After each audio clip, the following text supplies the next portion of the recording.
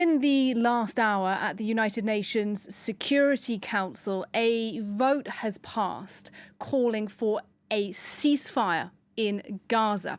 It's the first time such a vote has passed since the October the 7th attacks on Israel by Hamas. A significant moment then at the United Nations. Let's cross straight there. Jessica Mazaria is our correspondent at the UN. She's standing by for us now. Jessica, tell us a bit about what's happened today, particularly about the US decision to abstain here and not to veto.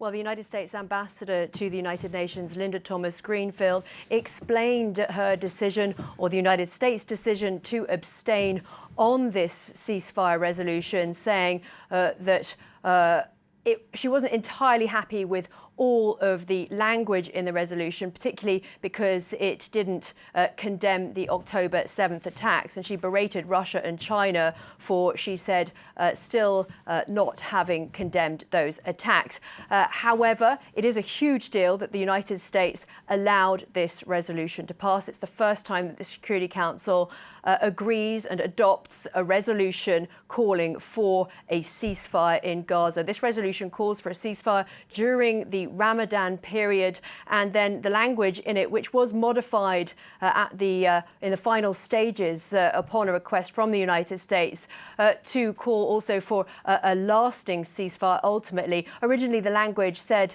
it was calling for a sustainable permanent ceasefire. The United States objected to that and changed that word permanent to lasting. But still, we have a strong, short, direct resolution coming out of the UN Security Council. And there was a big round of applause in the Council chamber after this resolution passed.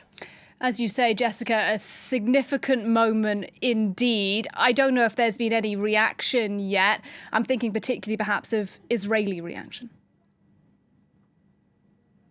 Right, well, we haven't heard the Israeli ambassador speak yet, but we're going to hear some strong words coming from him.